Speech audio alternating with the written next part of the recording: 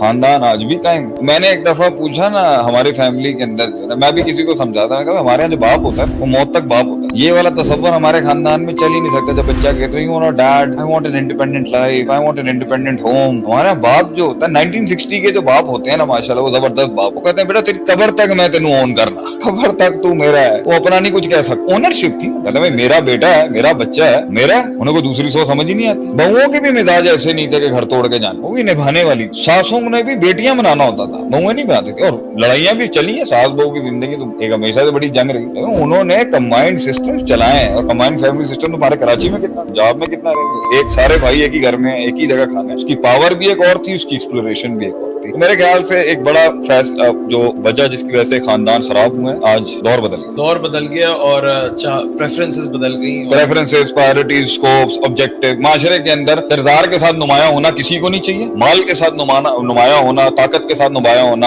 اور جو ہے مقام کے ساتھ نمایاں ہونا, یہ بہت میٹر کرتا ہے. فیک اٹ ٹل یو میں وہ لوگ ایسے نہیں. اکثریت معاشرے کی جو تھی وہ سادہ لوگ تھے, سیدھی باتیں تھی, سادی باتیں تھی, پیچیدہ باتیں نہیں تھی, چور بازاری نہیں تھی, انہوں کرنا ہی نہیں. جب ان کی ڈیمانڈز کم تھی تو ان کے مزاج بھی کم, ان کی وانٹس ہی نہیں تھی, کم میں گزارا کرنے گزار لیتے تھے. 8-8 12-12 یہ فلاح بہبود والے جتنے بھی ہیں جو کہتے ہیں کہ 2 بچے جو ہیں 2 بچے ہیں اور 2 ہی ہونے چاہیے, اور وہ 10-10 بچے جو ہیں انہوں نے اتنے کم پیسوں میں پال لیے. کیوں؟ محبت تھی, برکت تھی, رب تھا, دینداری بھی تھی. اس وقت جن لوگوں نے داڑیاں نہیں رکھی ہوتی وہ بھی بڑے تھے, ان کو پتا تھا بھائی مسجد جانا ہے بڑوں میں. ایک سوسائٹی تھی, پورا ایک سوشل ڈیکورم جو ہے نا وہ بہت ڈسٹرب کیا جا رہا ہے. یہ ویسٹرن یہ والی ویلیوز ڈال کے, جی آزادی اور مقام.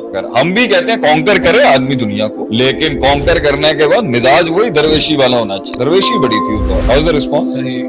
الحمدللہ شیخ, this was actually the introduction in the phase 1. ایک ایڈمنسٹریٹو فیلئر تھا اور ایک اسپرچل فیلئر سے روحانیت ہی نہیں, 2 ہی رشتے, بانڈنگ ہی نہیں. اور ایک انٹلیکچوئل فیلئر بھی ہوا کہ شعور ہی نہیں پیدا کر سکے. ہمارے فیملی خاندان والے باشعور خاندان, بڑے سے مطلب ایک سسٹم میں خاندان سکھاتا تھا خیر اور شر کیا ہوتا, انہیں تمیز ہوتی تھی خیر اور شر کیا ہوتی. اس کے بعد وہ چھوڑتے تھے اس کو اڑنے کے. وہ اتنے عرصے انکلکیٹ کرتے تھے ویلیوز. اب وہ ویلیوز وہ تو ہے کچھ بچوں کی, نہ کسی کو اپنے خاندان کی ویلیوز سے فرق پڑتا ہے, نہ کسی کو اس کے انٹلیکچوئل فلاز سے کوئی فرق پڑتا ہے. اسپرچل فلا تو فرق ہی نہیں پڑتا کوئی. ایڈمنسٹریٹو فلا ہے جو آج کل سب سے بڑا ویکنیس لوگوں کے مانے کہ بھائی اس کی تعلیم کم نہ رہ جائے, اس کے پیسے, اس کی کمائی اچھی ہو جائے, اور اس کا جو ہے وہ یہ میٹر کرتا ہے. یہ ضرورت ہے مگر یہ پرائرٹی, رشتوں کی بنیاد, یہ تو میسلو کی تھیوری, یہ تو میسلو کا جو نا آپ نے اسٹرکچر بنا دیا.